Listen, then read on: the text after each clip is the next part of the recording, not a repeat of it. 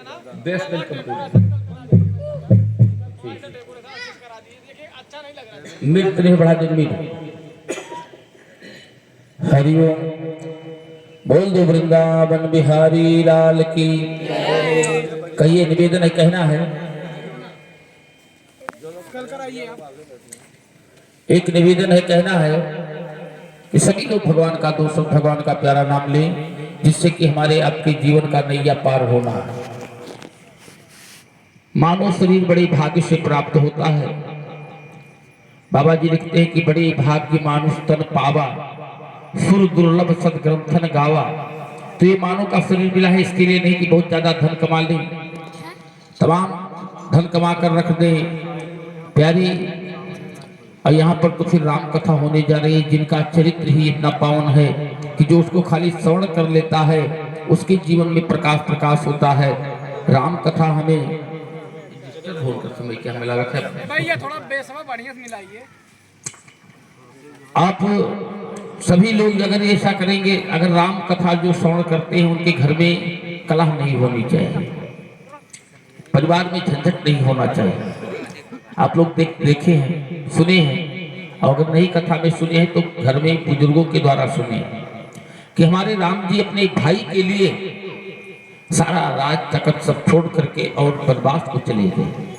लेकिन दूसरे भाई ने क्या किया कि सब राजपाट रख करके वो भी एक वनप्रस्थ का जीवन बिताए कि मेरे भैया मेरे लिए छोड़कर चले गए हैं तो मैं राजा बनकर नहीं बैठूंगा। 14 वर्ष खराउ रख करके राज कर लिए। वो है रामचरितमानस। प्यारे, एक चीज और बताए। एक बार रावण अपने भवन में था, रोने लगा। तो उनकी धर्मपत्नी जो थी उसने कहा, स्वामी आज आपकी आंखों से आंसू ये हम देख रहे हैं कि सपना देख रहे हैं, सच है कि हम स्वप्न में देख रहे हैं। रावण ने कहा, नहीं वास्तव में आंसू है ये। तो कहा, आखिर ये तीनों लोगों का विजेता जिसके चलने पर पृथ्वी डगमग डगमग करती हो, आज वो अपने भवन में रो रहा है, रोने का कारण क्या है? तब कहा, रावण कहने लगा कि देवी मुझे इतना दिन सीता को लाए हो गया और सीता को मैंने तमाम प्रयास किया कि अपने बस में कर लूं, लेकिन वो कभी बिना तिनका लिए मुझसे बातें ही नहीं करती है और मेरे तरफ घूम करके देखती नहीं। मैंने सारा प्रयास कर लिया। मंदोदरी ने कहा, स्वामी एक काम कीजिए कि आप तो अंतर्यामी हैं, आप रूप बदलने में माहिर हैं, आप राम बनकर चले जाइए। और जोर जोर से रोने लगा। कहा, अब क्या हुआ? कहा, मैंने वो भी प्रयास किया, लेकिन जब राम बने तो सारी माताएं मुझे अपनी माँ दिखाई देने लगी, सारी बेटियां बेटी दिखाई देने लगी। और सीता को मैं पहुंचा तो देखा कि लग रहा है कि मेरे ये बेटी है, मेरा हिम्मत ही नहीं पड़ा कि मैं कुछ कहूं, उससे कुछ बात करूं। ये है रामचरितमानस, ये है राम कथा। तो रामचरित्र भगवान के खाली चरित्र श्रवण कर लेने से मात्र आपके चरित्र बदल जाएंगे, चेंज हो जाएंगे। और इसी की जरूरत है आज के सभा में, आज के युग में, क्योंकि देखा जाता है भाई भाई से इतनी विरह है, इतनी विग्रह है। एक भाई दूसरे भाई को देखना नहीं चाहता, एक भाई दूसरे भाई से प्रेम नहीं रखता। प्यारी, ये संपत्ति जो भी है हमारा आपका सबका, ये मत समझो कि चौकी पर बैठे महाराज जी के लिए तो वो माया नहीं खेल रखी है, सबके लिए। लेकिन जितनी भी चीज देख रहे हो इस नेत्रों के द्वारा, जहां तक आपकी दृष्टि पड़ती है, ये सब नाश्वर है, ये आपके साथ कुछ भी नहीं जाने वाला। एक कौड़ी भी आपके पास न रहने वाला न जाने वाला, कुछ भी मेरे साथ जाने वाला नहीं। और इस जमीन के लिए, इस घर के लिए भाई से भाई का दुश्मनी हो जाए और अंतः प्रेम निकल जाए, क्या मतलब है? न उस भाई को रहना है, ना आपको रहना है।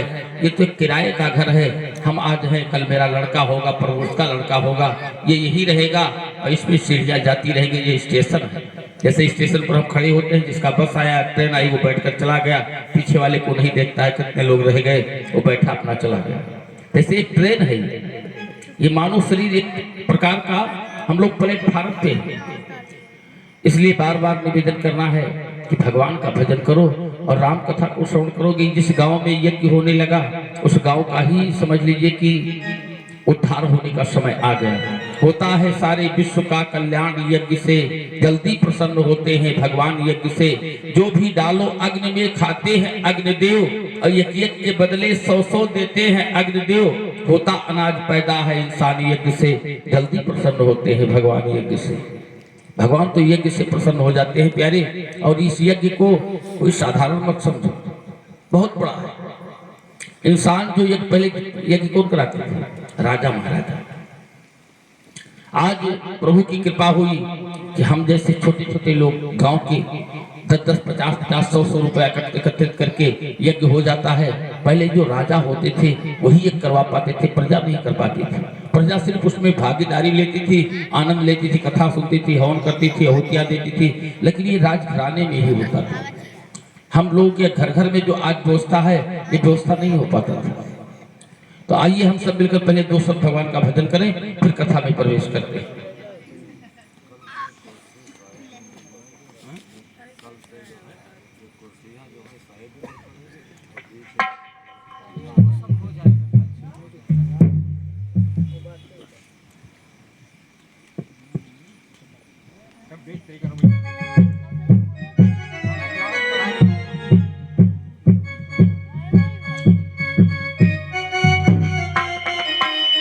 बोलो राघवेंद्र सरकार की जय। सिया राम कहो, सिया राम कहो, सिया राम कहो, सिया राम कहो, सिया राम कहो, सिया राम कहो, सिया राम कहो, सिया राम कहो।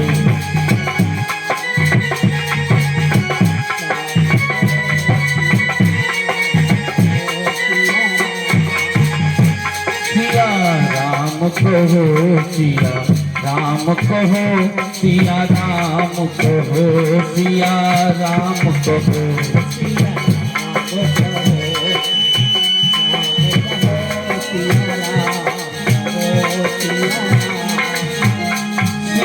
राम कहो, सिया राम कहो, सिया राम कहो, राधे श्याम कहो।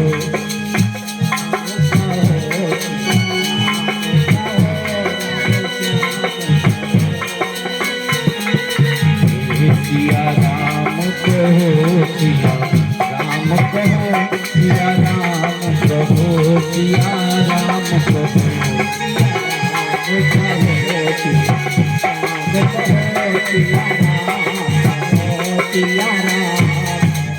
बोल दो राघवेंद्र सरकार की जय हो। ए भैया, कहने का भाव है कि सबसे पहले तो आपके अंतःकरण में विश्वास होना चाहिए। अगर विश्वास नहीं है तो कुछ भी नहीं। कल युग सब युग नहीं, लेकिन जो नर कर विश्वास।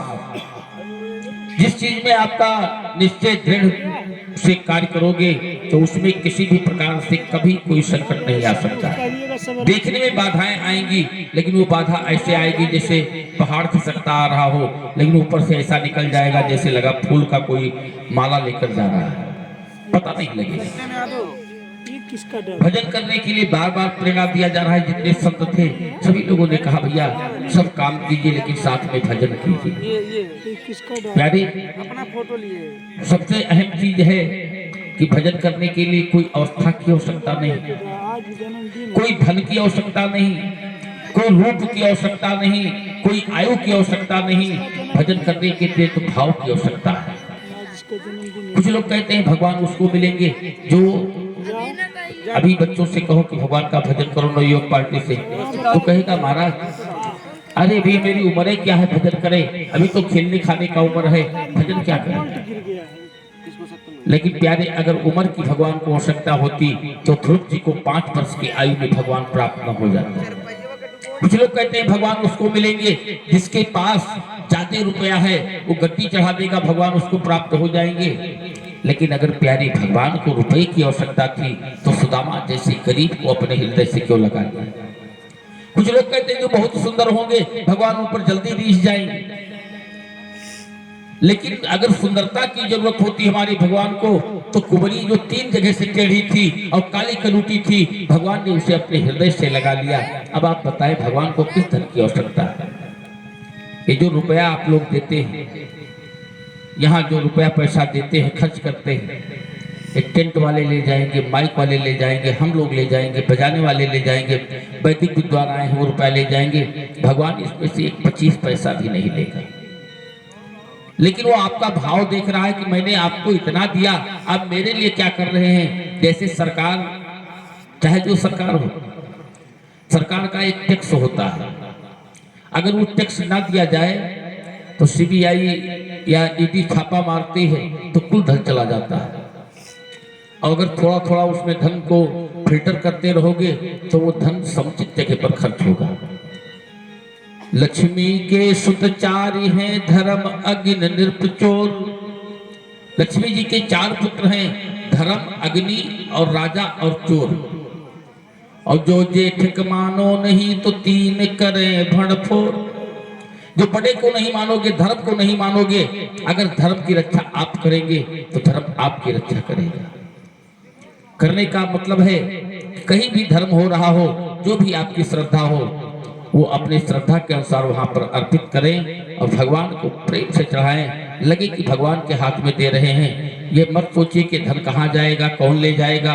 जब आपने दान किया तो उस दान को आप दे दिए, आपका कर्तव्य खत्म हो गया। और भजन करते रहोगे तो जीवन का नैया प्यारे पार हो जाएगा। बाबा कबीर साहब ने एक बड़ा सुंदर भजन लिखा है। कहना है कि दीवाने मन भजनी बिना दुख पई हो। दीवाने मन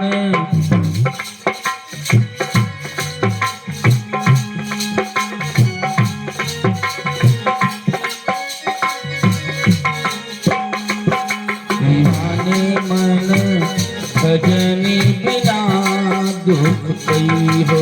दीवाने मन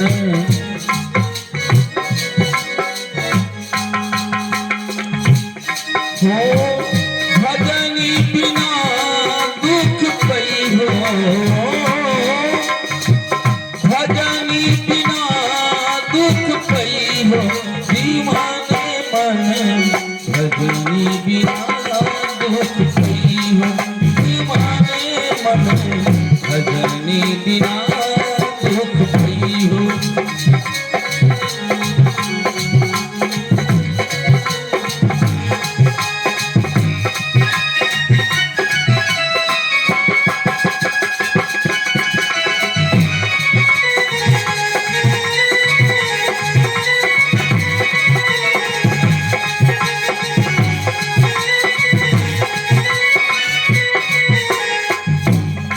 और भैया पहला जन्म सुगा कय पई हो। बाग बसेरा लई हो।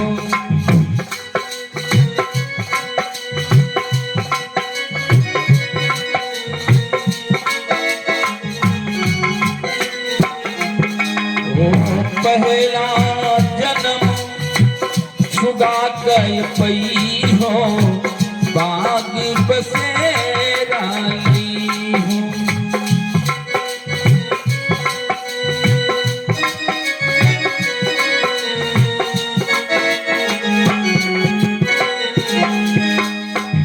टूटे पंख हरिबाज मड़राने। टूटे पंख हरिबाज मड़राने। हो अधर ही प्राण गमई हो। दीवाने मन भजनी बिना दुख पई हो।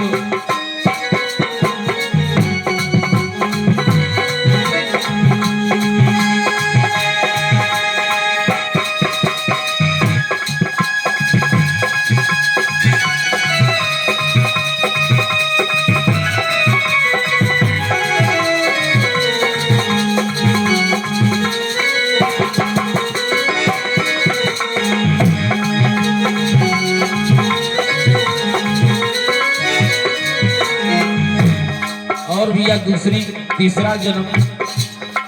बाबा कबीर साहब कहते हैं बाजी घर के बानर हुई हो, लड़कियन नाच नचई हो।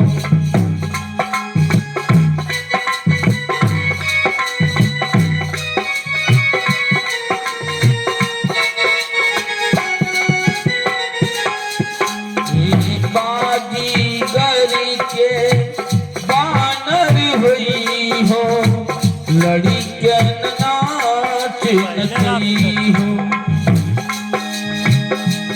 हरी ऊंचे